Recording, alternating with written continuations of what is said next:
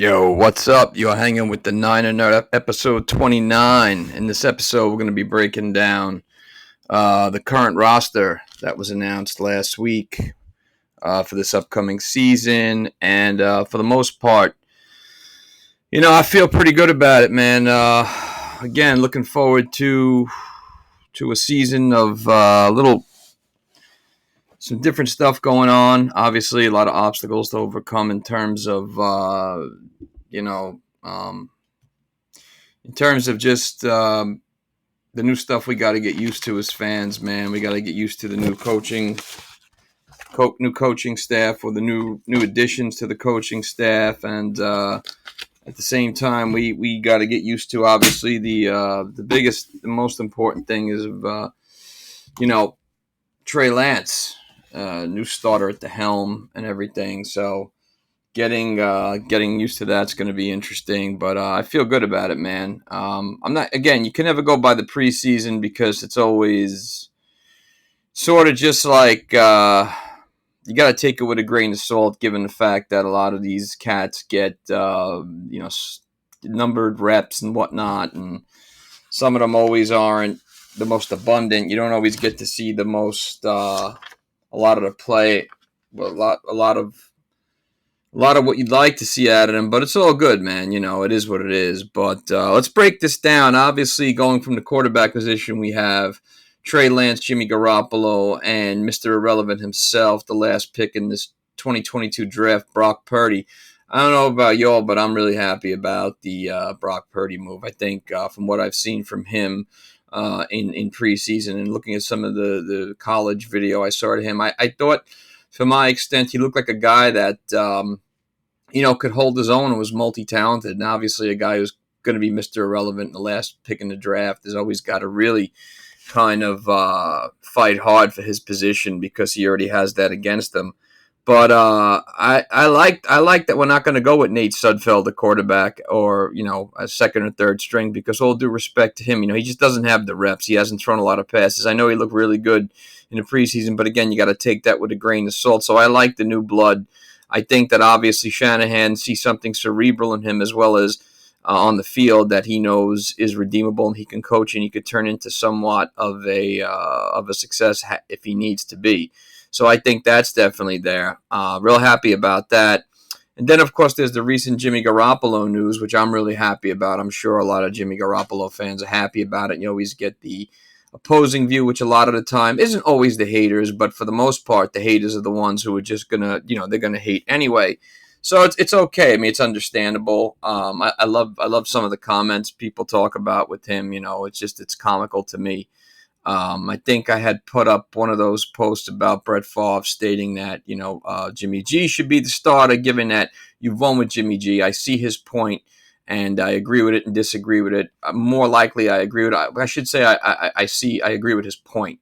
But other than that, I like that move. Again, I think it's really important for Trey Lance's growth to have the guy who is a veteran, who's been to the promised land, and he can definitely learn from him. They already have a relationship as it is, and as you saw in that recent press conference with Jimmy G, he talks about how Tim and Trey Lance get along well. Moving on to Trey Lance, I mean, look, let's face it, we saw limited reps from him in the preseason. We really can't go by that. But I will say that some of the limited reps we saw from him, I like what I see in that first game against the Green Bay Packers of the preseason. I like the way he was moving or feeling the pressure, and then kind of, moving on his own, being mobile with the ball, because he is that type of dual threat where he can throw off the run, triple threat, I should say, throw off the run, and throw the ball. We've seen that. We saw him actually do that in that game. He threw to hit that.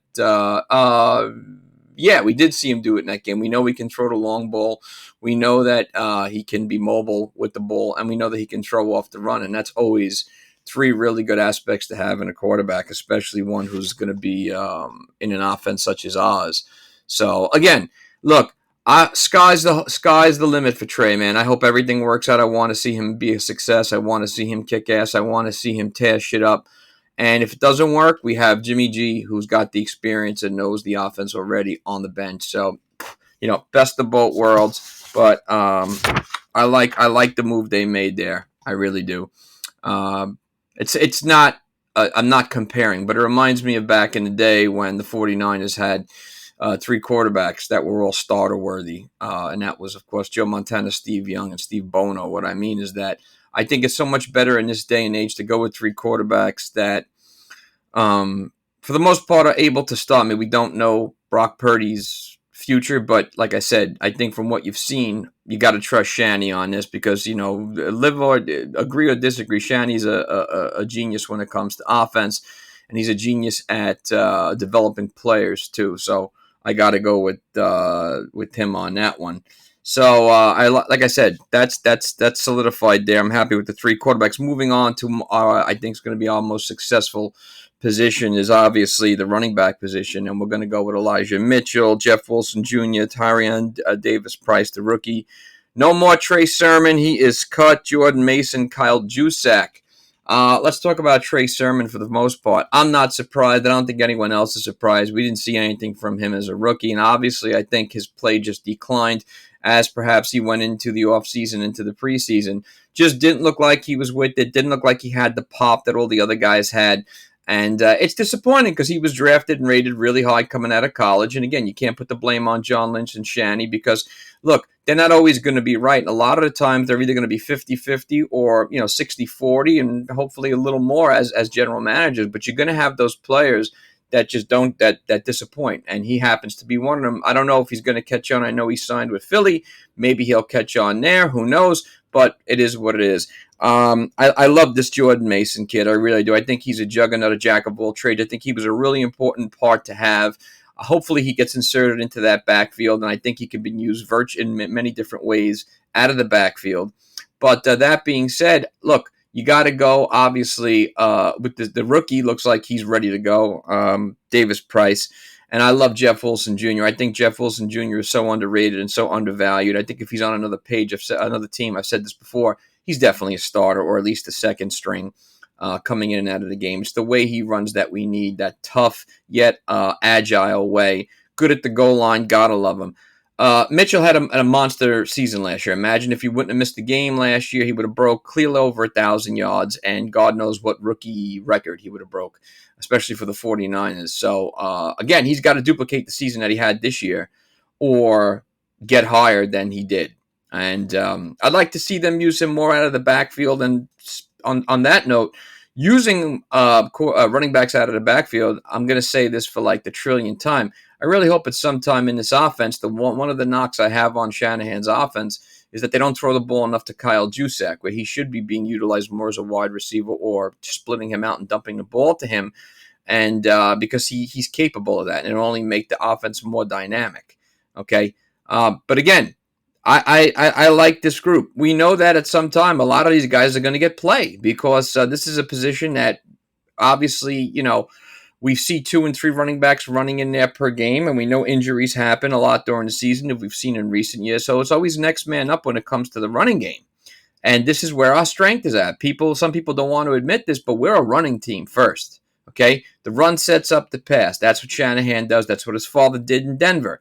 Okay? That's what makes us great. That doesn't automatically mean you don't throw the ball. It just means the run is where you're at. And again, we can run the ball from so many different areas, whether it's Elijah Mitchell, Jeff Wilson, Davis Price, Jordan Mason, Kyle Juszczyk, which we've seen. We've seen Kittle run out of the backfield, and of course Deebo Samuel, and of now Trey Lance. So now you've got weapons galore to move that ball out of the backfield and then some. So it only strengthens our running game.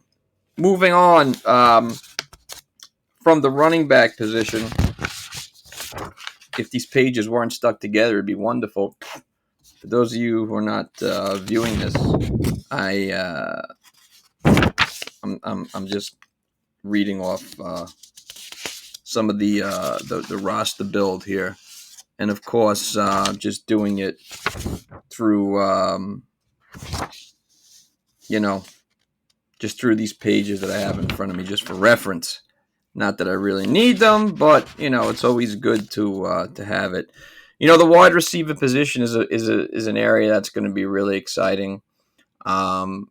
Obviously, we got to get Deebo Samuel to really duplicate the year that he had last year, and I think he's more than capable of doing that. And on that note, I think we're going to see really big things out of Brandon Ayuk. I mean, looks like to me he's had a monster camp, and I think now with all the focus going to be on Debo with the season he had recent, you got to really got to figure that Ayuk's going to be more of the go-to guy, or one of the many go-to guys, and I really want to see. I don't know. I don't. Sometimes people want to see certain on things on paper, numbers they want to see, and I get that. And obviously, him being drafted as high as he was, there is that type of thing built in there. But again, I think that if we're winning games and he's doing his job as much as we saw him do down the stretch of the season last year, I can't ask anything more of the man. So I'll be happy with that. But I think he's definitely headed for some type of breakout season. And I hope that they both develop a really good rapport with Trey Lance. I think that it's going to be really interesting to see who catches on with Trey Lance to become that perfect 1-2 combination and maybe more. Obviously, down at the third wide receiver, we have the Jujuan Jennings, who, again, man, really performed well last year. Came up big in certain games, really good around the end zone. I see him as a guy who's very underrated and undervalued across the board. A lot of the experts, well, the so-called experts, were talking about how important and integral he was to our team last year, and he really came up big in certain games. So I'm really happy to have him there. I think another season with this, same system and a lot of the same guys there is only going to help him. Look, Gray, the rookie man from SMU, he showed a lot of shit in preseason. He seems to be maybe that guy that we could, get in the slot there at certain times, and he can just run cats off the field, have that extend that deep threat.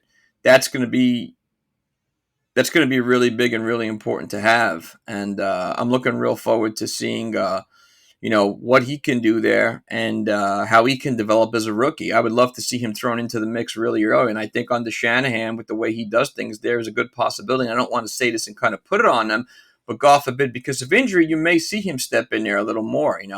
The other cat I really like is Ray McCloud. I said this multiple times. There are a lot of people who didn't agree with me, but I really liked him. I watched him a little bit in Pittsburgh, and I like him that he's a jack of all trade type of guy. Kick return, punt return. I like the way he runs the field. Came up pretty big last year in the absence of Juju Schuster-Smith and Deontay Johnson when they went down in Pittsburgh. So he's really going to be someone to keep an eye on this year because, again, I think with the offensive system that we have, he can be utilized many different ways, especially if you put him out of the backfield. Whatever Shanahan comes up with always seems to be rather interesting. And for the most part, I think it's a pretty solid receiving group that they have going on for them right now, and it's going to be interesting to see as the season goes on. I think we want to see early on how tight they are. Obviously, from the veterans of the team who've been there in Debo, in Jennings, and in Ayuk. But now with these new guys, McLeod and Gray, you want to see how they're going to be utilized in the offense. And I look forward to it, man, because the one thing about our playbook is that, like I said, it doesn't seem that we really have any boundaries. I mean, you got a quarterback that can scramble. You got a quarterback that can throw off the run. You got a quarterback that can throw, sit back, and throw. And then you've got, a wide receiver or wide receivers, I should say, that can be split out of the backfield and, can catch the ball and run. And you have your deep threats. So it's good that we have all those bases covered and just makes us more dynamic of an offense. It also makes it more flexible and better for Shanny to always keep that playbook, kind of fresh and keep changing. That's why you can't go by what you saw in the preseason. I forgot one of the gentlemen on ESPN, I believe, was saying how you couldn't expect Shanahan to really show you everything in that limited amount of time, which we all knew he wasn't gonna because he didn't. That's not who he is. He's a master and a very creative force behind the scenes, and I think he knows exactly what he wants to get out of that offense and what they should be.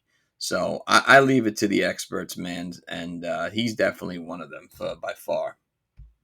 Yeah, moving on to the tight end position. Obviously, I think that we're really more than solid there. If you guys watched the preseason, you would have seen some of them really interesting and dynamic catches that backup Ross Dwelly had. Especially against Green Bay, there were a couple of catches there that were really nice, man. I really liked what I saw at him. It was really important, I think, to really re-sign him again because these three guys, Kittle, Dwelly, Warner, all have the experience of playing in this offense with the same team.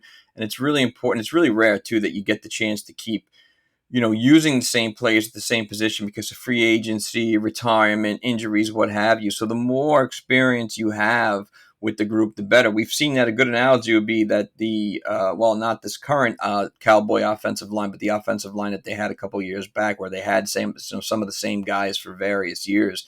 Obviously, it worked, and again, you've seen that camaraderie in so many different on so many different teams for so long that the more you're able to get a lot of these pieces plugged in that know each other, the better it's going to flow. And, I mean, this is like one of the deepest positions I think that we have, obviously for our team, and probably one of the most deepest positions in terms of depth that we have throughout the league. George Kittle by far is one of the best tight ends in football. I know a lot of people are going to argue with that and obviously say Travis Kelce, but the thing we don't see, it's not. I think Travis Kelce is an amazing athlete, one of the best tight ends could be of all time when he's done. But Kittle is a jack of all trades, and players like that are really rare. A guy who can block, who can catch, and who can run out of the backfield. And another one is that he's just the ultimate teammate and just has a nonstop engine, and that's something we really need, especially when it comes to blocking. Because I think the way things are going now, you're seeing a lot more double and triple tight end sets where these tight ends are becoming so much more valuable, not just for their catching, but obviously for their blocking skills. And he's just a master at that. And he's a starting tight end. So that really opens things up for the offense. It really opens things up for him as well. And it's going to be interesting to see what he does always. He's always one of those guys you have to keep your eyes on if you're the defense. We've seen him be the key guy that you get the ball to. And makes game-changing plays. Always comes to mind 2 years ago against the New Orleans Saints as the season wore down. He always comes up with clutch passes, and whether he's throwing a block or catching the ball, it's always something that he's doing that is key to the offense. So you have to really like it. Okay, so again, I'm happy that this trio is back for another season, and it's really rare sometimes because players just come and go so often that they don't get the chance to do that. Jordan Matthews, look, man, I don't know why he's still on the roster. I'm not trying to disrespect him, man. He's obviously out. He had a season-ending ACL injury in August and is currently on the injury reserve list. I don't really know why he was re-signed. Okay, obviously he was a wide receiver at one point. We all know that. He played with the Philadelphia Eagles, and then he bounced around a little bit. Had some luck there, and then he made the transition to tight end again. I don't know why he's still on that roster, but it is what it is. Moving to one of the most important positions and possibly which could be, in my opinion, I don't want to say one of the most areas of concern to keep your eyes on, but I think it's going to be different is the offensive line. It looks a lot different than it did last year, obviously. We all know that, or somewhat different. Obviously, you have Trent Williams and you have Mike McGlinchey back at the two anchors and tackles. Speaking about them, Williams by far the best tackle in football, could be one of the best tackles of all time.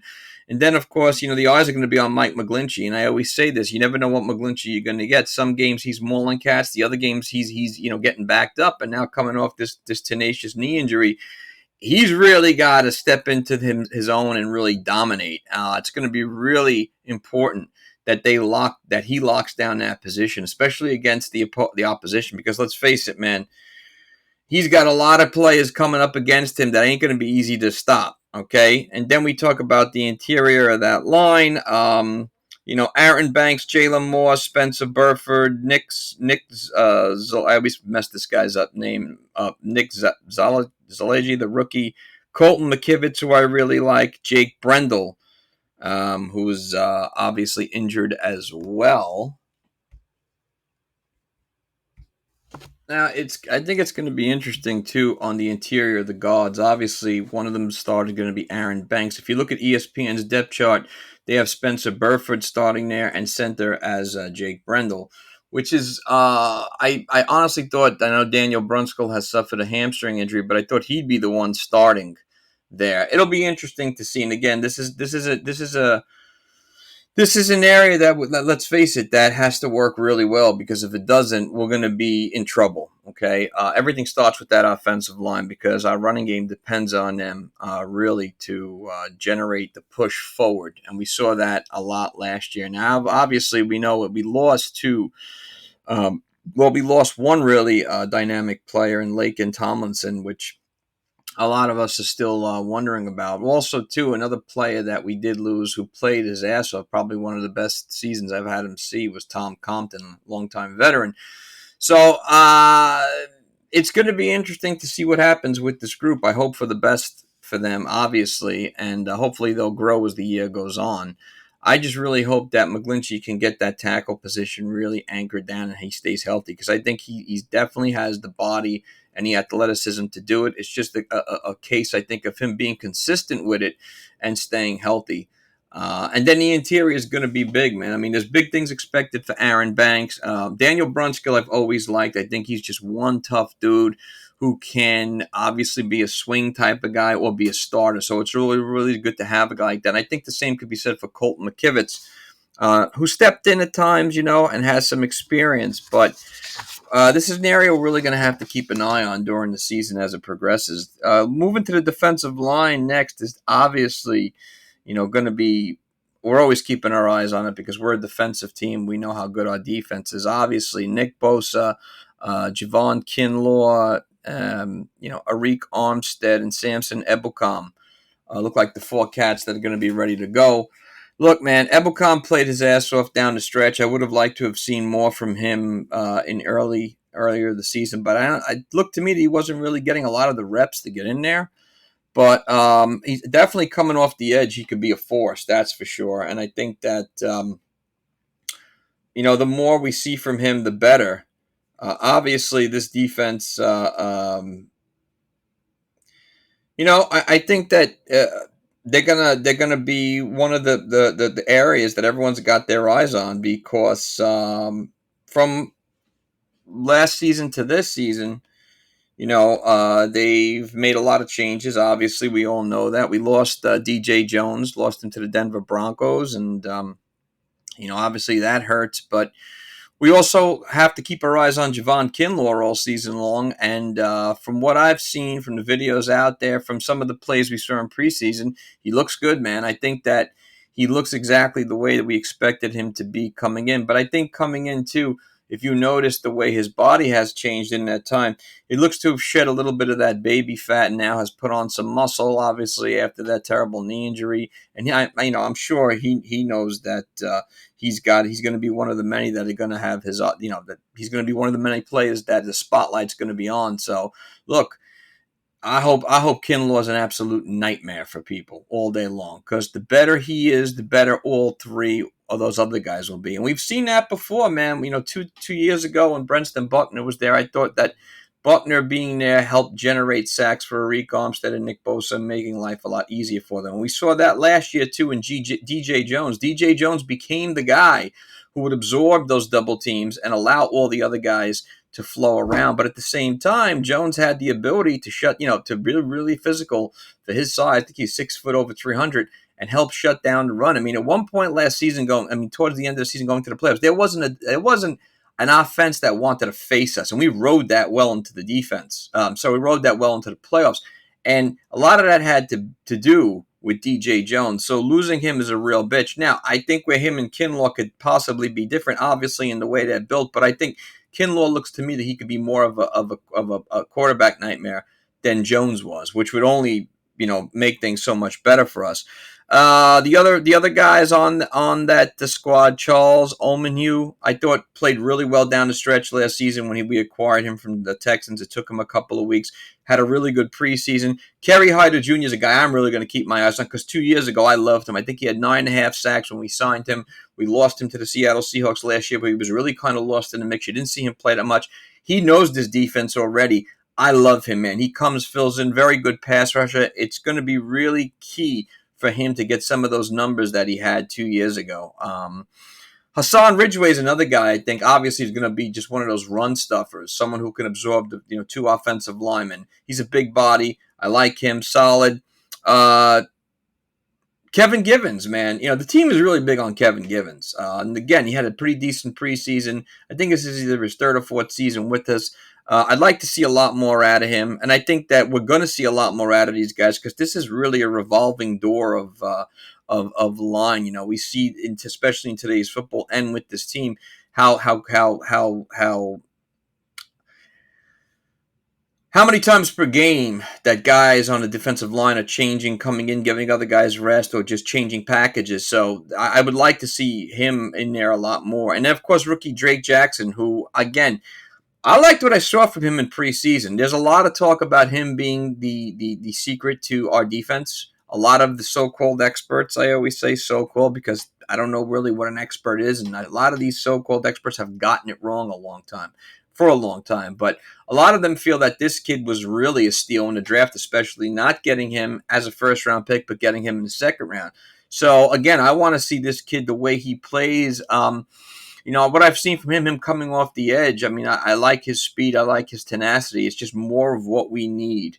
And I think that, again, getting that interior line to where it was last year is really going to be important. So that's why we really have to keep our eyes on Javon Kinlaw all season long and expect for the best with him. Going on to the linebacker position, okay, we all know it's one of the deepest positions in football that we have. We have just so much talent there. Fred Warner is one of the best linebackers in the game, okay? Does it year in, year out. Great tackler, just some tremendous athlete, tremendous motor. Okay, he's been an absolute steal when you think about where and how we drafted him and how he's come along to just be this absolute stud. I love Aziz Al-Shahir. I love what we saw out of him last year. He stepped into his own. He became a nightmare. I want Dre Greenlaw to get back to where he was and be as healthy as he can. And that trio of linebackers is absolutely just, mind-blowing. If we can have a season where the three of them are predominantly healthy for the majority, I think sky's the limit with this group. Oren Burks looked phenomenal in the preseason. Looks like a tackling machine. Okay, I would love to see him carry that over into the regular season and just be that guy that is just that tackling machine. And obviously the other tackling machine we have is Warner. So it's not, it's never bad to have one or two. Curtis Robinson, DeMarcus Flanagan Fowles, two more additions. Robinson, I know, is inching. Flanagan Fowles has been he played pretty good in preseason, has filled in well when he's had to. So again, another guy who's a veteran of this defense, veteran of this team, knows the packages really well. So it's always key to have guys like that on. And again, with injuries and everything, it never hurts to have, I guess, as many as you possibly can. Look, cornerback, I'm not going to lie. I was really surprised we only kept 5, okay? Shavarius Ward, Emmanuel Mosley, Samuel Womack III, Diamordo Lenore, and Ambry Thomas. Now, I like a lot of these guys, okay? I'm hoping the best for Shavarius Ward. I want to see him earn the contract he got, which I felt was way too high at the time. But at the same time, I guess when J.C. Jackson went, everything started to just kind of go the way it was going. Emmanuel Mosley has been a real solid corner for us the last couple of years. I think he's underrated. We saw Ambry Thomas make big plays last year, obviously, in the season finale against the Rams, and really step into his own. I think he's only going to get better. I hope he only gets better. Got to see more out of Diamordo Lenore. And Samuel Womack III looked really good in preseason, okay? Do I think they're skinny at that position? On paper, yeah, I do. Okay, and that's not a knock at any of these guys, but I just feel that I would have liked to seen a little more depth there. But, I guess it is what it is, and we'll have to see. Obviously, a lot changes when Jason Verrey is still on the PUP list. Hopefully, he'll come back at some point and be as healthy as he possibly can and be able to be somewhat of what he was 2 years ago when he was just absolutely phenomenal, because we're going to need that, okay? It's obvious. Moving on from the cornerback position, the safety position, I think is always going to be an area of importance. And look at the roster we had there. Okay, Talanoa Huffanega, to me, not just the hair, but he reminds me of a little bit of Troy Polamalu. I'm just saying that from what I've seen, the way he plays the game with a lot of tenacity, the hits. You saw that hit he had in preseason. Woof, what a hit. Tavarius Moore, George Odom, and Jimmy Ward. Obviously, we know Jimmy Ward is going to be on the injured reserve for the first 3 or 4 weeks, which is going to really hurt for us because he's our best, I think, overall defensive backfield player and has really stepped into his own as he's gotten on in years or a little bit become an elder. I think he's getting better every year. He's a very cerebral, like the quarterback of the defensive backfield, as I like to say. George Odom, I mean, look, that was a good move too.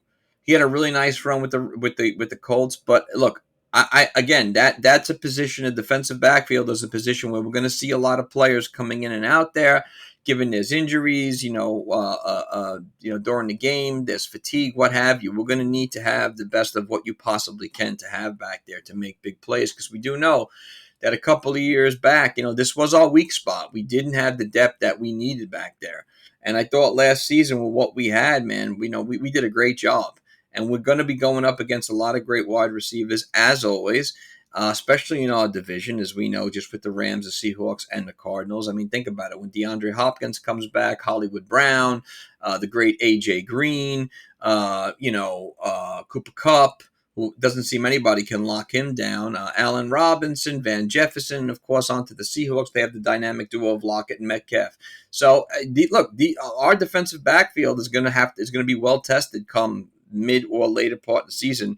And it's going to be interesting to see what these guys can bring to them. It's going to be really important for us to shut down opposition's pass game. And these are the guys who are going to be really responsible for doing it. So it's going to be great to see what we can get out of that. And then, of course, moving on to the special teams. Obviously, the great Robbie Gould is there, who just, I think, always seems to get better with age, obviously. Always key, always clutch, always just really, locks things down for us when we need it. And, a lot of people sometimes look at the age and automatically want to, say, well, I think it's time to just kind of move on, this and that. But look, this guy is money, and he's proven that over and over. And if for those that don't believe that, just go back to this the Green Bay Packer playoff game where he was just key. Huge field goal to lock things up. Tabor Pepper as the snapper, Mitch Wishnowsky as the punter, rounding things out. Look, I like the roster, man. Would I like to have had guys that left in free agency? I think we all would, but that's obviously not going to happen right now. It's not going to happen. It's not relevant, and it's not practical, whatever. So we got to go what we got. And I think what we have is really top notch. Given that everybody stays healthy, given that things work out the way they're supposed to, or at least to some extent the way they're supposed to, I think we're going to be okay. I think and I hope for the best with this group.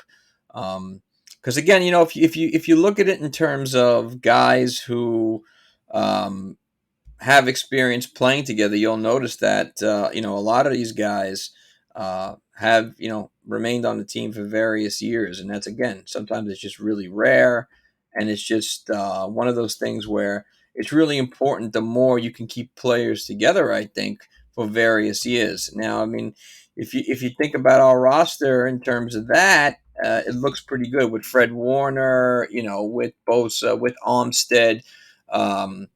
With Dre Greenlaw and Jimmy G, so everybody is really has a lot of experience with each other, which is going to be key. Looking at injured reserve really quick, obviously no more Reese Hurst, no Jordan Matthews, no Curtis Robinson. Jimmy Ward will be back, thank God. And, of course, Kelly Davis on the non-football injury list, or non-football injury, I should say, physically unable to perform, as Jason Bray. And moving on to the practice squad, which I thought was really interesting as well.